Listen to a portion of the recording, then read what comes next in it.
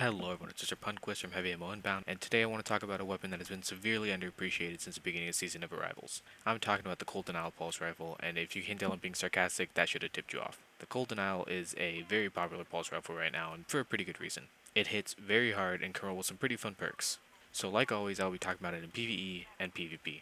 PvE being Gambit, dungeons, other endgame activities, and strikes, and obviously PvP is PvP. Also, as always, with every weapon that doesn't have a static roll, I will be ending the showcase video by doing a Punquist curated roll, which is my personal god roll for the specific weapon. Of course, if you don't agree with that, or have a roll more situated to your playstyle, then feel free to use that and disagree, because this is a suggestion and not a demand.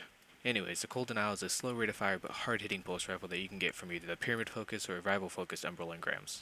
This pulse is part of the high impact frame archetype, which sports a slow but sturdy 340 RPM fire rate. For comparison, the other 340 RPM pulse rifles include weapons like the Three Graves pulse rifle from Vanilla, the Legal Action 2 pulse rifle from Curse of Osiris, or, for you new light players, the Premonition from Shadowkeep. While these pulse rifles haven't exactly been popular, they do suit the purpose of being hard-hitting for players who are more willing to slow down their playstyle and land their shots perfectly. We're going to start with PvE. So I know pulse rifles aren't really in right now. I mean, it doesn't matter if a pulse had like Wolfpack rounds at a max impact, it would still be pretty much outclassed by the dreaded combo of Mountaintop and Recluse. And sadly, not even a god combo like that could fix this weapon in my opinion. Specifically in high tier PvE, this weapon is very lackluster. The slow fire rate makes it really hard to use in endgame activities. For example, the Scions and Prophecy are basically absolute hard counter to this weapon, and its hard-hitting attributes don't even help with the higher tier enemies. Like for example, the amount of time it takes to take out a Moat Knight, or any other yellow barred enemy for that matter, is not worth the damage you'll be taking by them, or the trash talk you'll be getting from your teammates as you die for the 40th time in a dungeon. The slow fire rate just doesn't work against the beefcakes we've been dealing with in endgame content. You could say this weapon would be a good replacement for scouts in the long range, but even then a solid sniper and a steady hand would do the job much better. I mean, even I, like Mr. Shaky Hand Punquist, switch off to a Sniper Recluse combo now during Prophecy runs. And while I've been just basically shitting on this poor weapon for this entire section, I do have to admit that for less drastic PvE content, this weapon really is genuinely fun to use. You can roll it with some fun perks like Feeding Frenzy and Unrelenting and basically create a budget Red Death. And since you can tear through adds like butter in Strikes and Nightfalls, this combo can lead to you basically never hitting red health, barring some annoying modifiers, and just cleaning house. You can also make this weapon a little bit more lethal with Swashbuckler and Multi-Kill Clip. And while this won't make this weapon a must-use, it did help make swift work of yellow bars, as long as there were trash mobs around it. And it even provided some pretty good boss CPS and strikes.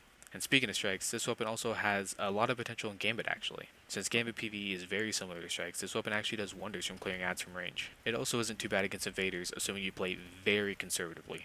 This weapon is more of an invader counter than an invade helper if you catch my drifter. Overall, this weapon feels like it should work really well in PvE, but its slow fire rate and abysmal max size makes it a pass for me in terms of endgame content. In any other PvE content though, definite pickup if you want a reliable pulse rifle. But now into PvP. This weapon is strange to me. First, I want to preface this PvP section by saying that I am absolutely terrible at Destiny Crucible, and switching to PCA has really only made me worse. You can use Bite the Crucible episode 9 to 11 for examples of that. However, I don't think it's entirely my fault that I'm not a fan of this weapon in PvP. I believe the Cold Denial is not very hot in this current meta. Its slow fire rate means that even if you're slightly inaccurate, you're going to get stomped by anyone using something faster, aka the entire current PvP meta. And don't even get me started on shotgunners. This weapon's ultimate hard counter is someone being 3 feet away from you. Again, I could chalk this up to me being garbage, because I am, but it was seriously hard to deal with someone once it got to the melee shotgun range. I'm sure if you're an average PC player and have teammates that can play aggressively around you, then you could probably perform pretty well, but if you solo queue, you're gonna have a bad time, at least in my opinion. Offensive perks like Multi-Kill Clip and Swashbuckler, or defensive ones like Unrelenting and Killing Wind do help with the gunfights, but that's really only if they get spread to multiple people, and you so rarely survive to even fight multiple people that I can't really recommend this weapon. If Bungie ever decides to add a perk in the future that increases the fire rate of a weapon after epic kills or something, I could see it being a little bit more useful, but right now it's basically just, insta-vault. And I want to mention, I did say insta-vault, not insta-shard, because this thing can be useful if the sandbox gods ever decide to shake up the meta. And like I said earlier, it still is very reliable in lower end PvE content. And if you're looking for one to hold on to, my Punquist curated rolls would be these. For PvE, I'm a big fan of the budget Red Death. I mentioned earlier there's perks that would be Feeding Frenzy and Unrelenting, with preferably either a reload or handling masterwork, and the only reason I say reload is because Feeding Frenzy has been nerfed thanks to the changes with reload perks in Season of Arrivals. Alternatively, if you trust yourself to not die, then I would switch Unrelenting with Swashbuckler, as this weapon could always use the extra damage. And for both roles, definitely look into picking up Extended Mags to fix one of the most glaring problems with this weapon in PvE. For PvP, I would almost recommend the same. I think the Red Death combo could work really well for PvP, assuming you're accurate, or at least more accurate than me.